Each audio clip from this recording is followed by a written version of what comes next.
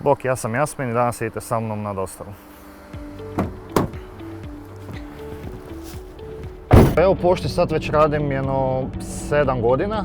Doduše na mjestu dostavljača, evo sad ide 2. godina. Ja vozim ivanečki dio, znači Ivanec Lepoglava, uz sva ovoga pripadajuća, znači sela i zaseoke.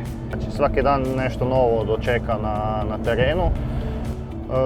Evo sad smo krenuli iz jednog sunčanog dijela, kad dođemo na moj teren tamo će biti već debelo snijeg i sve zapadalo. Dobar dan!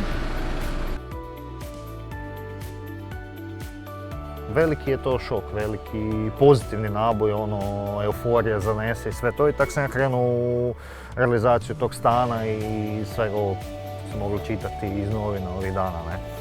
Ali to je neopisiv osjećaj euforije i veselja.